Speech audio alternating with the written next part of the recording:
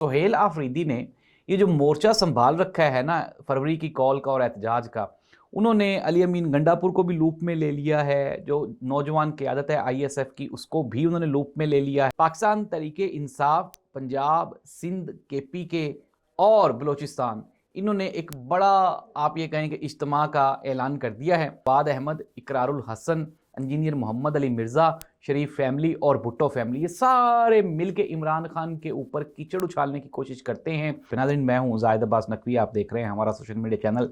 आपसे रिक्वेस्ट है कि हमें सब्सक्राइब करें और अपने कमेंट से ज़रूर आगाह करें। पाकिस्तान पीपल्स पार्टी ने कहा पाकिस्तान तरीके इंसाफ को कि आप फरवरी में एहतजाज ना करें, अपने लोगों को आप क्यों इम्तहान में डाल रहे हैं, और मिल बैठ के बातचीत के ज़रिए मामलात को आगे बढ़ाएं। नाज़रीन, पाकिस्तान तरीके इंसाफ के बानी चेयरमैन इमरान खान के साथ 1 महीना और 10 दिन से किसी की कोई मुलाकात नहीं हुई। मंगल भी गुजर गया, जुमेरात भी गुजर गई।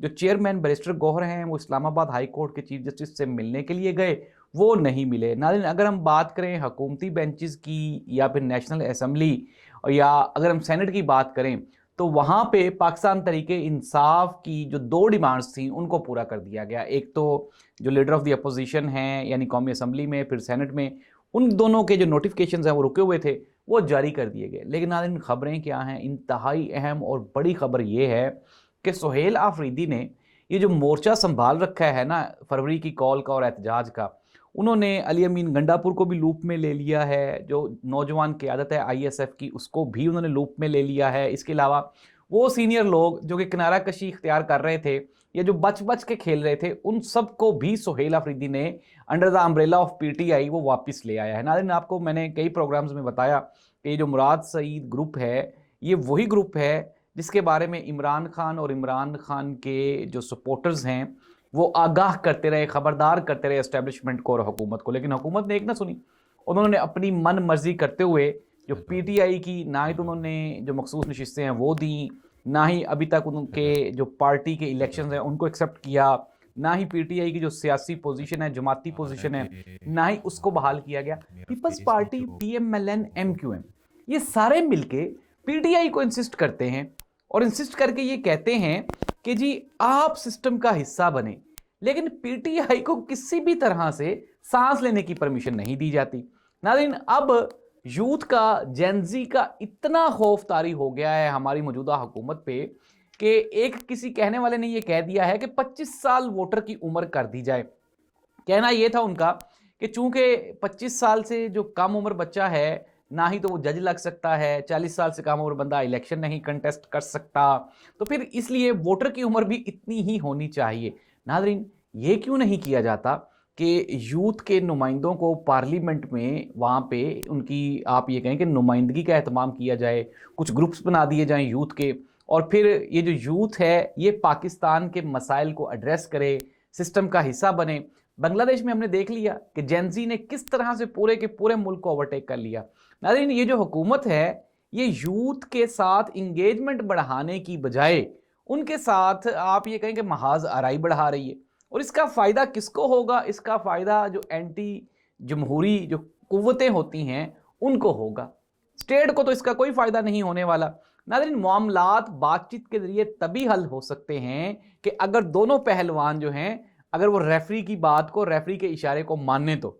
अब ये तो नहीं है कि एक को तो रेफरी ने खड़ा किया और दूसरा जो पहलवान है वो उसके मुंह पे थप्पड़ मारी जा रहा है, और फिर ये एक्सपेक्ट भी किया जा रहा है कि जिसको थप्पड़ पड़ रहे हैं वो चुप करके खामोशी से थप्पड़ सहता रहे और कोई रेजिस्ट ना करे।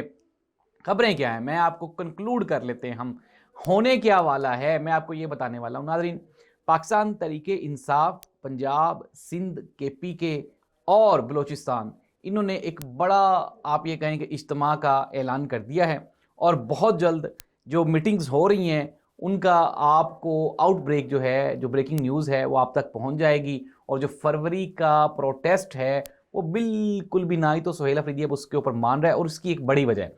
उसकी वजह यह है कि जो ओवरसीज़ पाकिस्तानी हैं या पीटीआई के वो लोग जो कि यहाँ से बेचारे, यहाँ से उन्होंने अपना मुल्क छोड़ दिया सिर्फ इसलिए कि उनकी ज़िंदगियाँ यहाँ पे ख़तरे में थी, बाहर जाके वो बैठे हुए हैं, तो उन्होंने भी इंसिस्ट किया है कि अब की बार इमरान खान की जो रिहाई है उसका रास्ता अदालतों से नहीं गुजरता। ना, उसकी वजह क्या है मैंने आपको प्रोग्राम के आगाज़ पे बताया।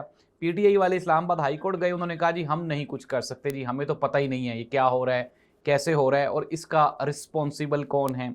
साथ ही साथ उन्होंने ये भी कहा कि आप जो है वो अपने केसेस को, कई मरतबा हुकूमत ये कह चुकी है कि इमरान खान को सिस्टम के साथ बातचीत करेंगे। इट मीन्स दैट कि जो केसेस हैं वो आइनी या कानूनी नोयत के नहीं हैं, बल्कि वो सियासी नोयत के हैं और सियासत के ज़रिए ही मामलात हो जाएंगे। शेख रोहेल असगर साहब से एक सहाफ़ी ने सवाल पूछा कि जी इमरान खान की जो शादी थी, रिद्दत निकाह केस था, उसके बारे में आपका क्या कहना है। रोहेल असगर साहब ने कहा जी कि इस तरह की हरकत नहीं करनी चाहिए जिससे मुआशरे में कोई बुराई फैले। साथ ही साथ रोहेल असगर साहब ने यह भी कहा कि ये जो हमारी शादी हुई है, यानी कि हमारी से मुराद है मोहतरमा मरियम नवाज़ साहिबा के साहबजादे की, और जो रोहेल असगर साहब की जो फैमिली है, उनकी जो नवासी उनके साथ, उनकी पोती हैं गालिबन उनके साथ। तो उन्होंने कहा ये हमारे घर का चार दीवारी का मैटर है, इसको डिस्कस ना करें, लेकिन इमरान खान की शादी को आप डिस्कस करें। नाज़रीन, ये बिल्कुल वही वाला दोहरा मयार है जो जवाद अहमद, इकरारुल हसन, इंजीनियर मोहम्मद अली मिर्ज़ा, शरीफ फैमिली और भुट्टो फैमिली, ये सारे मिलके इमरान खान के ऊपर कीचड़ उछालने की कोशिश करते हैं और फिर ये एक्सपेक्ट करते हैं कि इसका जो रिस्पॉन्ड आए वो इंतहाई कूल और नरम होना चाहिए, उसमें जो इमरान खान को कोई भी सॉफ्ट कॉर्नर नहीं मिलना चाहिए। नाज़रीन, आप बताएं कि क्या जितनी नाइंसाफ़ी इमरान खान के साथ हुई है उसके बाद क्या इमरान खान को, पीटीआई को खामोश होकर सारा कुछ सह लेना चाहिए या फिर रेजिस्ट करना चाहिए। इस दुआ के साथ, कल्ला इस मुल्क और कौम का हामी नासिर हो। अल्लाह हाफ़िज़।